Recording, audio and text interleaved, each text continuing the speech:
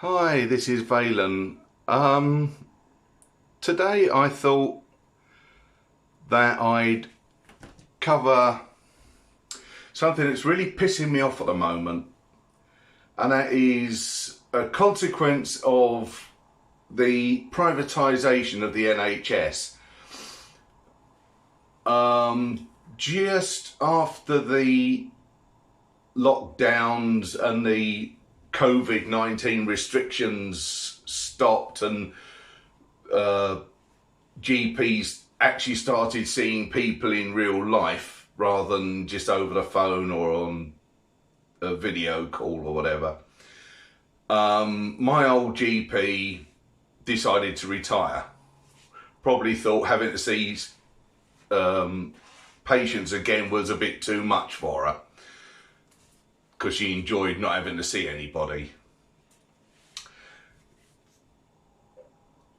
I then found out that a company called College Health had taken over, and since then the service has declined rapidly.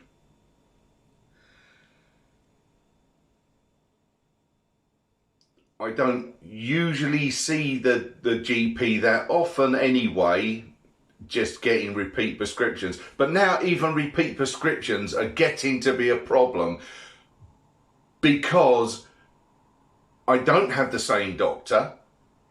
I just have whoever happens to be in the area at the time. And that's because of College Health. Now, in 2021, I had food poisoning, 1st of September. And a few days after that, I noticed there was a lump in my perineum area. And I did everything I could to get an appointment. I ended up having to go to the one of the other College Health GP surgeries. There are now 3 GP surgeries run by College Health that I know of, and they're all the ones that are within walking distance of where I live. So I ended up having to go to College Health, one of their other branches, and bearing in mind I had a lump in my perineum that was the size of my thumb sticking out. I don't know whether it was, I don't think it was a doctor. It was either a nurse or a nurse practitioner. Nothing against nurses or nurse practitioners, but the one I got couldn't find the lump. It turned out, when I actually guided her to the spot, it turned out that it was a perianal abscess that needed to be drained, needed to be cut into and drained. Can't be done in a GP surgery, you have to go to the hospital. But she didn't even find it. I said it was in my perineum. Now, if you don't know where the perineum is, it's between your genitals at the front and your backs and your rectum. When she was looking for the lump, she was saying, oh, those are piles, hemorrhoids. Those around your anus, not your perineum. So she didn't even know that small bit of information that it would be handy to know. If I'd have been sent away without having pointed out where the problem was, I may have had a worse time with the abscess. I won't go into details, but it didn't get sorted out until earlier this year. finally, after having 2 abscesses come up in 3 months and a third one narrowly avoided, and then 1 operation that did part of the way, but then I had to go to London to get it done fully. So we've already got someone who obviously doesn't know the job, doesn't know the basics of anatomy. Now, I have a lot of medications, so I have over time tried to get them so that I order them all at the same time. So I get them all at the same time because I don't like going out. I do not like being around people. And when College Health first took over, there was problems where they weren't.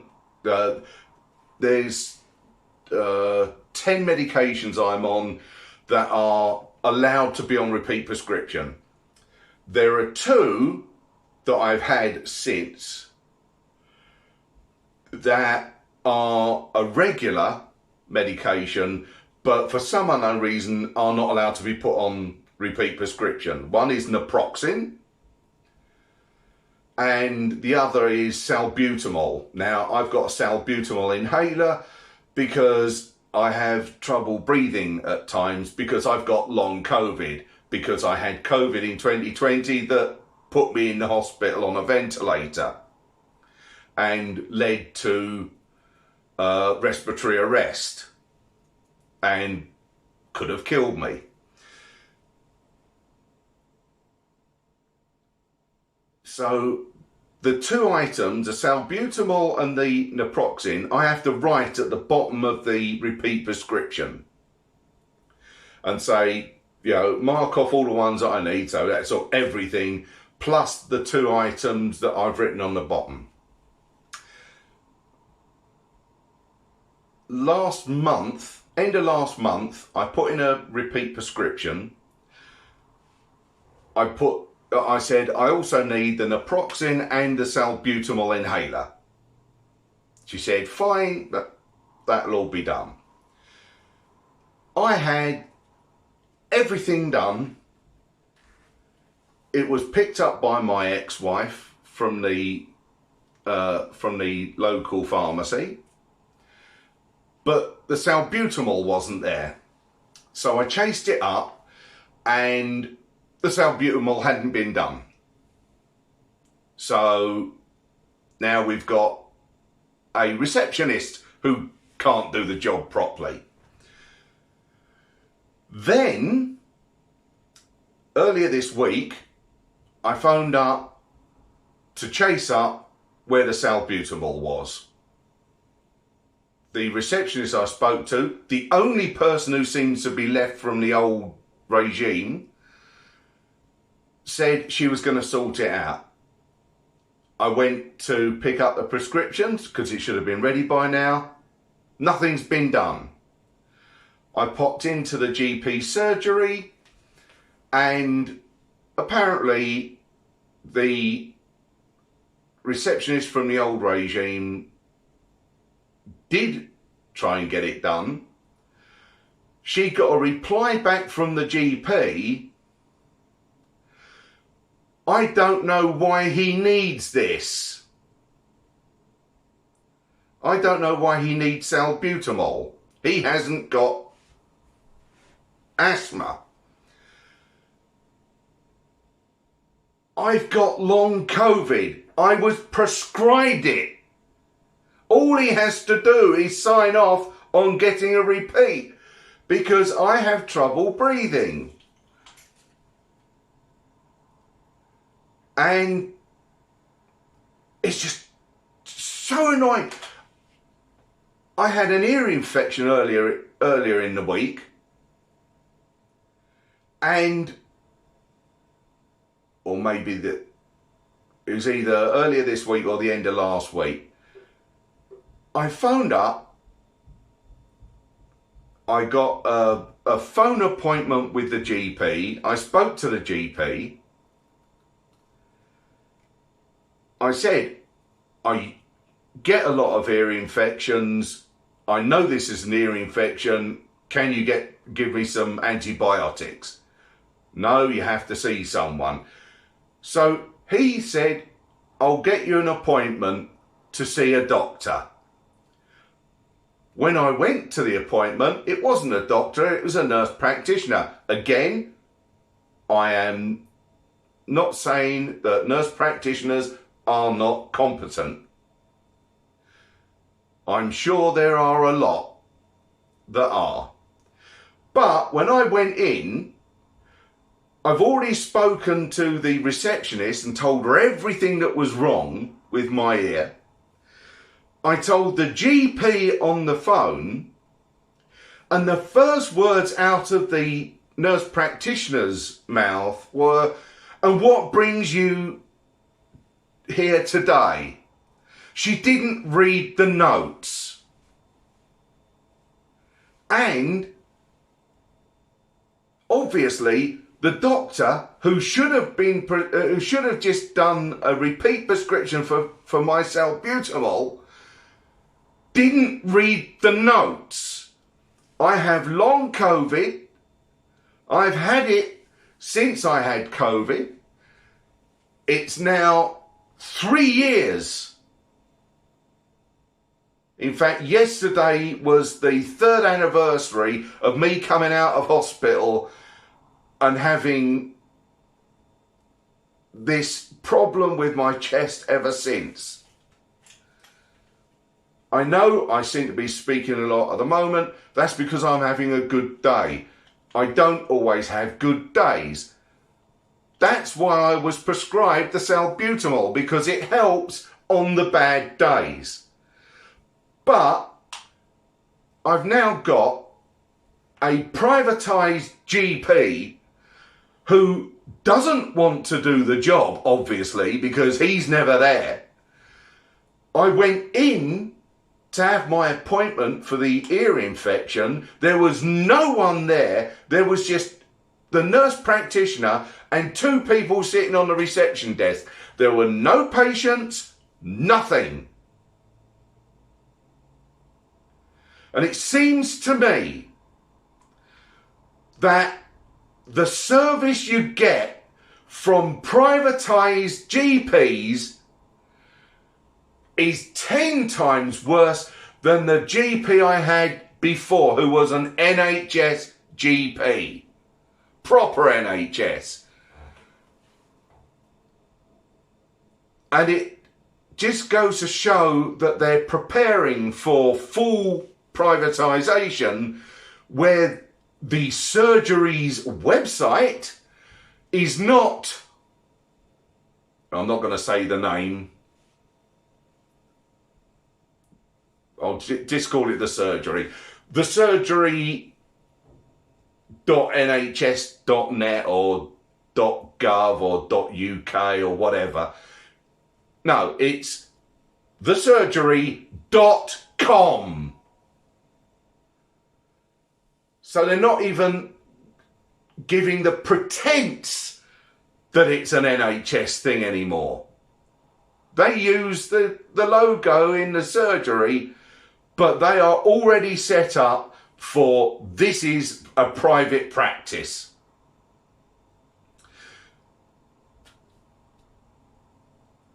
The service has gone down. You can't get a fucking appointment. You either have to phone up on the day, because I tried to get an appointment for something else a couple of weeks back, and the receptionist said, we can't pre-book appointments. What you have to do is go onto our website, type in your symptoms, and the GP will look at it and see if they need to examine you. Or you phone up in the morning as soon as it opens, so it's either 8 or 8:30, And that's what it used to be if you wanted an emergency appointment. And it's, you phone up 30 seconds before opening time, or even 10 seconds before, and you'll get the out of service message. You phone on the exact time, so it connects exactly as they open. You're then stuck in either a queue or have a busy signal for hours. So you have to go on the internet. So bugger people who haven't got internet connection or don't like doing it. You have to go online. You have to wait 2 or 3 days for them to even decide whether they're going to grant you an appointment. Meanwhile, your symptoms are getting worse.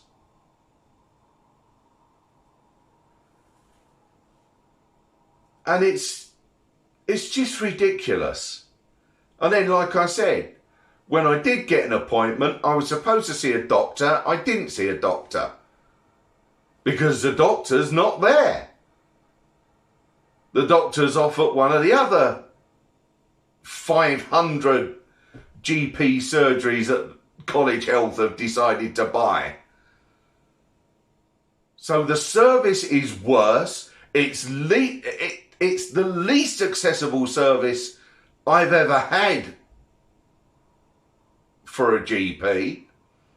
And we got people who don't know basic anatomy. You have to show them where the problem is, even though you've told them exactly the area it's going to be. You got GPs and nurse practitioners who don't read the sodding notes. What is the point in all of this shit? Why can't we have an NHS GP service that is run for the sake of the patients, not at the convenience of the fucking doctors?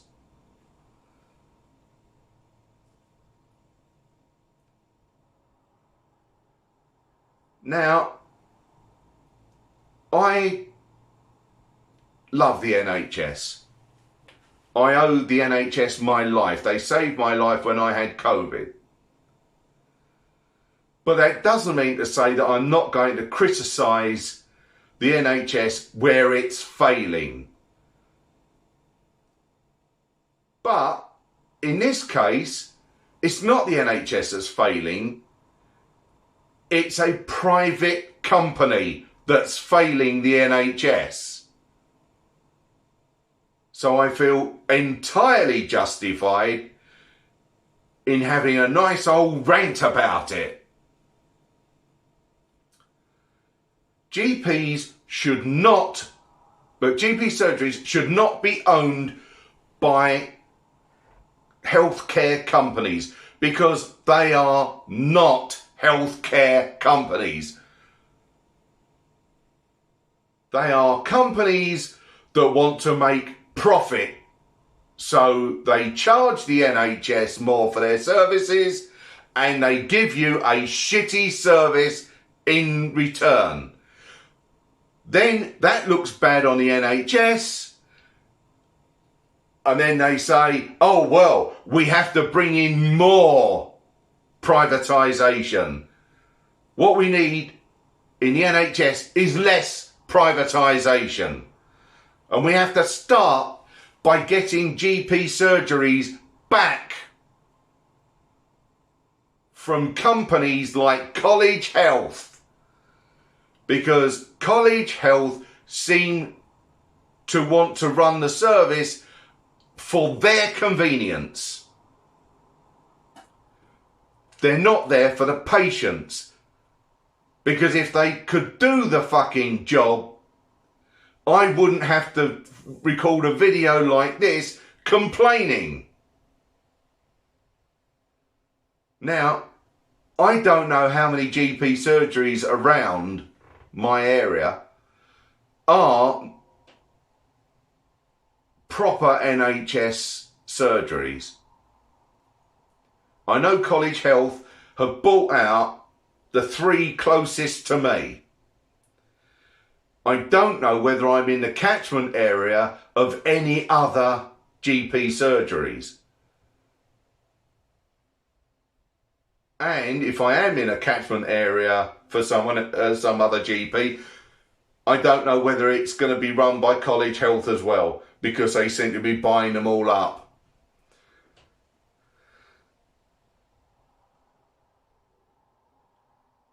The NHS is the best thing this country ever did. And the current government and the previous Labour administration under Tony Blair and Gordon Brown have sold off bits and pieces of the NHS so that the NHS, the public owned part of it, gets all the stuff that is non-profitable. It's the shitty stuff. And the and private healthcare companies have come in and charged the NHS more for the services so they can make lots of profit for themselves. They probably cut corners. This is supposition. This is not me saying that they are. But it seems to me that they are getting people who aren't the best trained.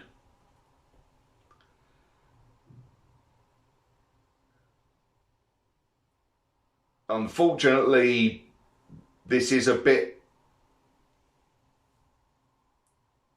twisted up. You'll have to grab what you can out of what I'm saying, because long COVID, brain fog. I thought being angry might hold me a bit longer. Unfortunately, it hasn't. So I'll leave it here. But for God's sake, we have to save the NHS from privatisation, from arseholes like the Tory government and the red Tories, such as the Blair and Brown and Starmer, who are going to just do nothing but sell more and more of the NHS until we have an American system. The ironic thing is, America, the American public are fighting to get rid of the American system and have an NHS type system in their country. We're going backwards. The UK is trying to bring in the system America is trying to get rid of. Of course, it's the people who want rid of it, not the politicians. None of the politicians want it because they are bought and sold by the healthcare industry. And so are the British politicians. So I hope there's something out of this what could be now a completely incoherent rant. I hope that you've got something out of it. If you have, please share it, and maybe someone will catch something that you missed, because like I said, I'm probably just rambling at the moment.